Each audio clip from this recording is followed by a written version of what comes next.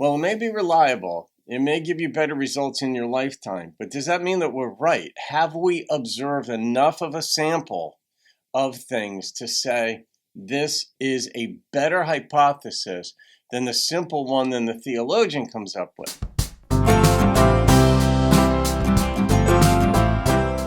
Hey folks, welcome to the channel, Trickle Down Philosophy, where I just discuss ideas from numerous realms, just any realm really, of either science, theology, anti-theology, atheism, or what have you. And anything that will sort of stimulate the brain, whether it's in a happy way or in an angered way. Some folks get really angry at theology.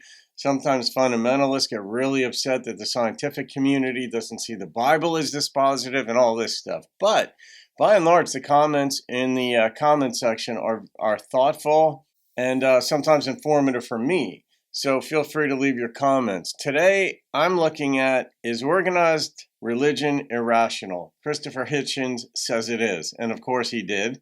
And he passed away a little bit ago, a few years ago. But he was one of the primary Brits, if you will, primary people speaking against religion, belief in God, and all that. Dawkins was another one. Hawkins might have been another one, although he wasn't so loud about it. But let's see what he's got to say. I did a video recently on the difference between spirituality and religion, and it was a very good video, actually, very informative, because some people will say, I'm not religious, I'm spiritual. And it's like, all right, well, what is the difference? And there is a clear-cut difference between the two. And in some ways, the scientific community, people don't realize it, but they're being spiritual as well. If by spiritual we mean non-observable, non-provable, at least at the current time, and so on. Like the belief that there's extraterrestrial life, that there's life out there in the universe. That is one of those, it's simply a belief. Because we haven't seen it, we haven't proved it, maybe we will, maybe we won't. We have no idea. This is a very large universe, but it is predicated on the belief that the universe is so big that there are so many planets around other solar systems, and that carbon-based life or some form of life must have sprung up on one of those planets. We haven't seen it, we can't test it. That is a belief. Now, is that a religion or is that spiritual? And I would say I place that in the spiritual category until you can observe it. Same way about religion or belief in God. Some say we observe that every day. The earth is here, the universe is here, the Bible is here, and things like this. I'm agnostic. That doesn't sway me. My idea is simply that if there is a God, then I'll need different means of verifying that for myself. We all have our own thresholds of proof on what we're going to believe, whether it's in the scientific realm, the mathematical realm, the theological realm. Maybe one day there will be a God. Dawkins himself said that as well. I'm not opposed to it. I just don't have enough proof for it, and so I'm not going to believe it. I'll go with what I can observe. Fair enough. All right. This one, let's see what Hitchens has to say. Is organized religion irrational? In the economist's sense of the word irrational, no, it is not. But economists use the word irrational very differently than the way most people use the word irrational.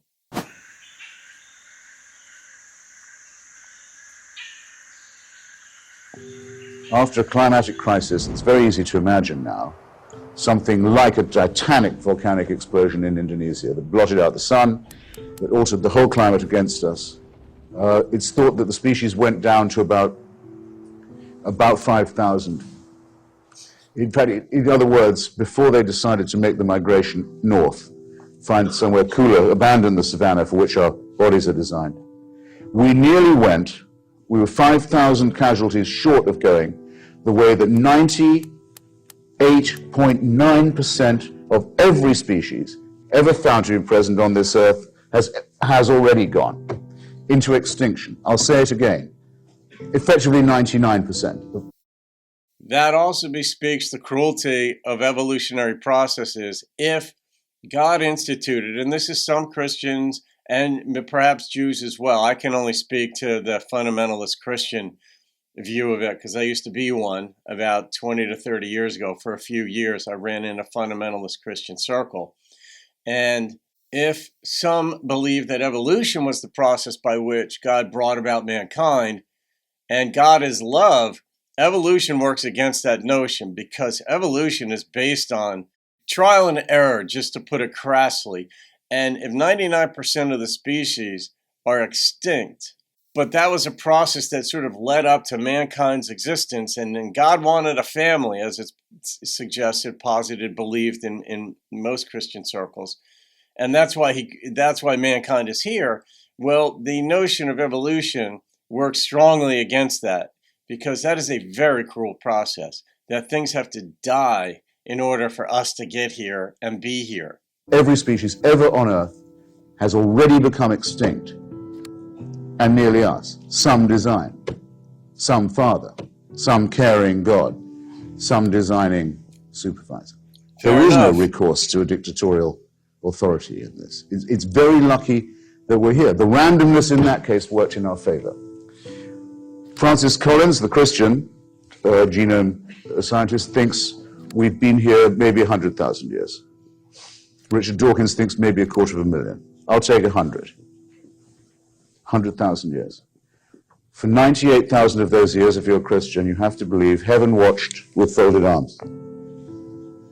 Most people died of climatic crises in Africa, or just watched their children die as soon as they were born, or saw them perhaps struggle for a few years. Yeah. Life expectancy maybe 25. People dying of their teeth, of revolting deficiency diseases, misery. It is true. If you had a tooth infection prior to antibiotics, you would die from it, generally speaking. That's where the worldwide average age worldwide in first world countries was roughly 30 prior to around 1900, when penicillin was discovered. It was accidental. And then it was within like a generation that the average worldwide age in industrialized nations anyway, roughly doubled. It went from like 30 to about 58 within about a generation. And now additional medical advances keep us alive. I think women in America live to an average age of 82 or 83, and men is around 78. But without antibiotics, we never would have gotten to this stage to where we live this long. And I question whether it's a good thing, because now we die of things like osteoporosis, dementia, and other, Alzheimer's and other diseases that we would not have died from or suffered from had we died younger. And maybe the quality of life would have been better, because our bodies still work very well at age 30 versus when you're 80, you've got all these aches and pains. But let's see where he goes. He's coming from a place, believe it or not, even though he comes at it hard, he comes at it from a place of how compassionate of a God is he, really?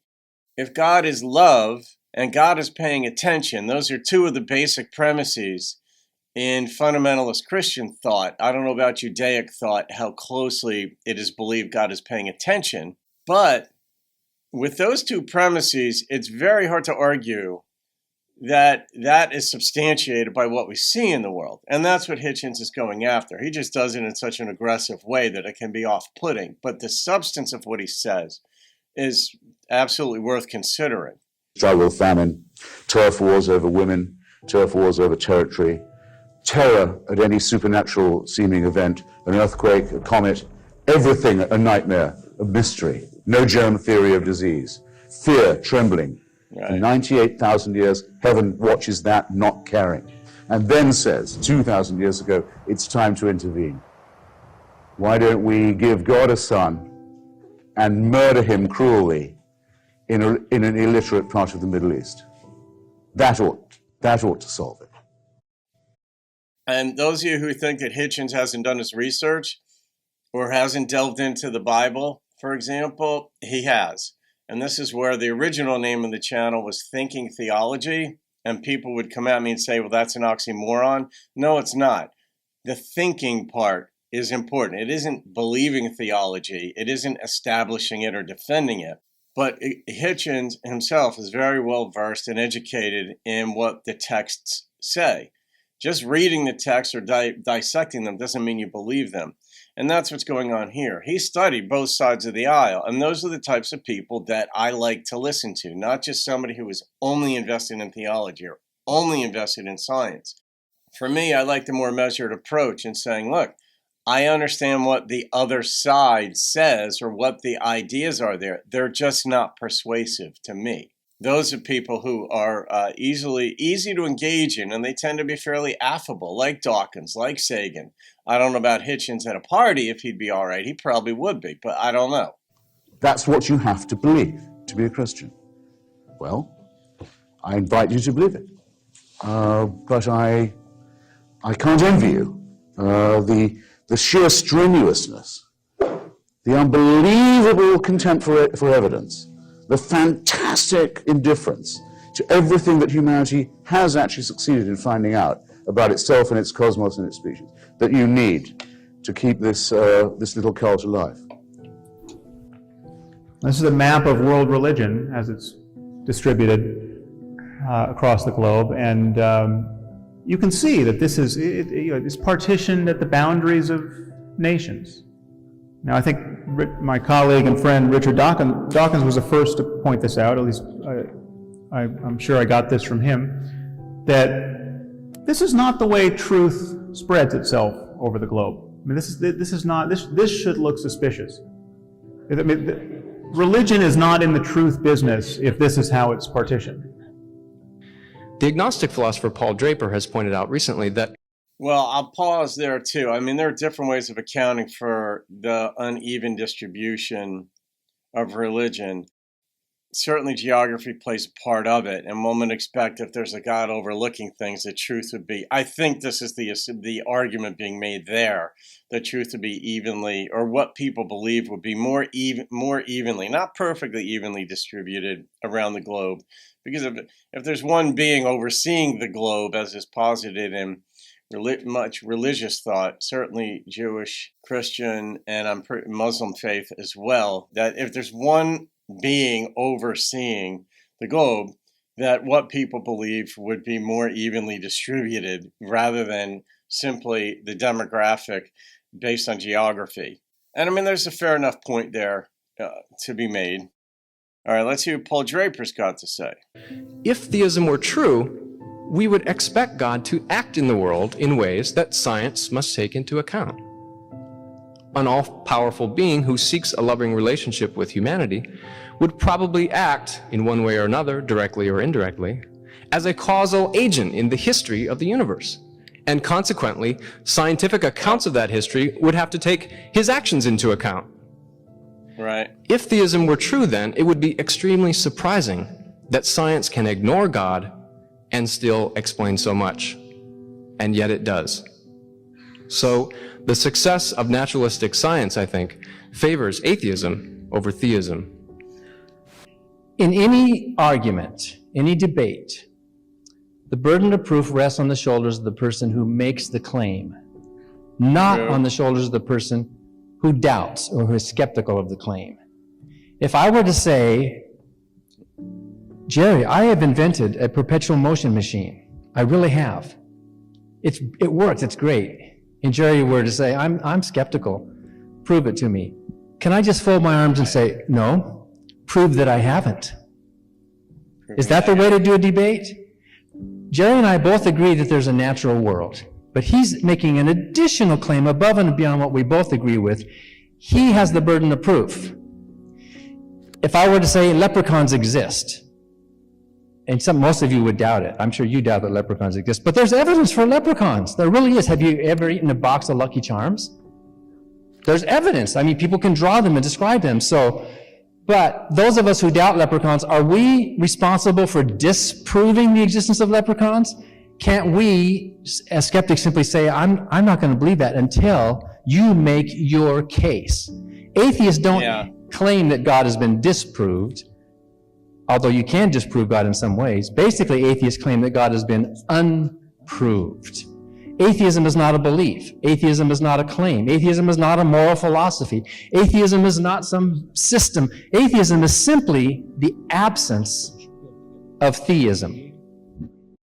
I think that's the best argument I've ever heard. and succinctly, I mean, I've heard lots of arguments against religion, against theism, against a belief in God or supernatural entity in the social context where two people are talking. One says, I've got a given belief, like he said, I created a perpetual motion machine or what have you. And you say, well, prove it, show me.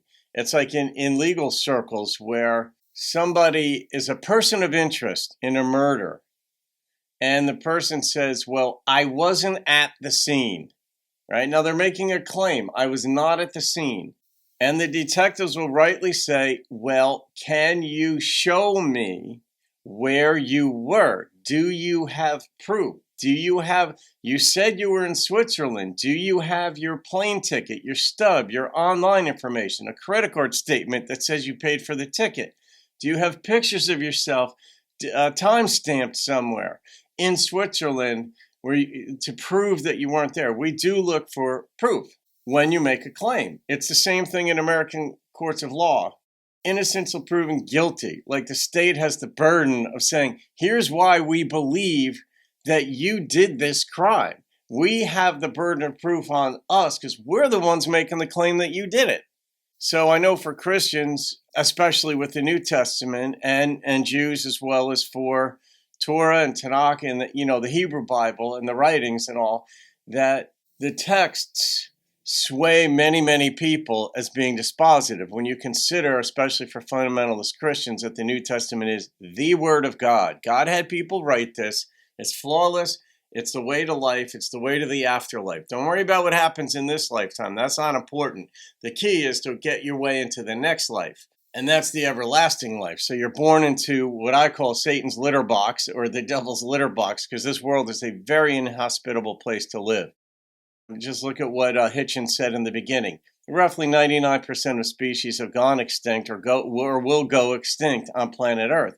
Humans might be among them. We don't know, but it's a very cruel place to live, even if you're human and live out your natural life in a first world country.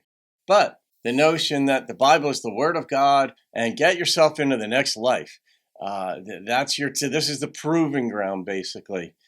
And this argument here that you've got to make the case. If you say something is a certain way, make your case. For those who don't accept that the texts are dispositive, I happen to be one of them. I used to believe that they were.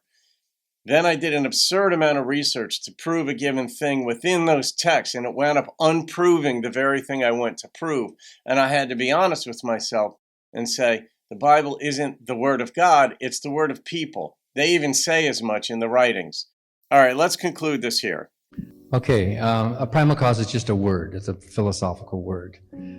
In fact, it kind of begs the question because it assumes when you use that word primal that there was a first. So if you're asking that question, you're asking a loaded question. You're almost asking a theological question or a metaphysical question. What the questions scientists do ask is, was our current Big Bang of the current observable universe, was that caused or not? Was there something preceding that?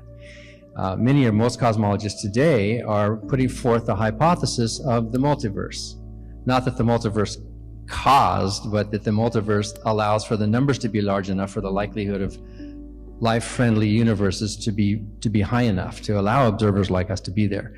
So let's ask it this way. Jerry has a hypothesis over here. Scientists have a hypothesis over here, the multiverse, let's say, or there's other hypotheses. String theory or whatever, and they are not proved yet. Neither is Jerry's hypothesis proved. These hypotheses naturally emerge from the mathematics of chaotic inflation. They can be modeled mathematically. They don't break the laws of nature. They can be coherently defined in some way. Their properties can be defined. Jerry's hypothesis cannot be modeled mathematically. It cannot be coherently defined. It doesn't follow any laws of nature. It is not even on the table as a natural hypothesis. It doesn't even have a coherent definition to it. Let me just ask you, if you have both of those hypotheses on the table, which one do you think is going to be the more likely one to be the answer in the future?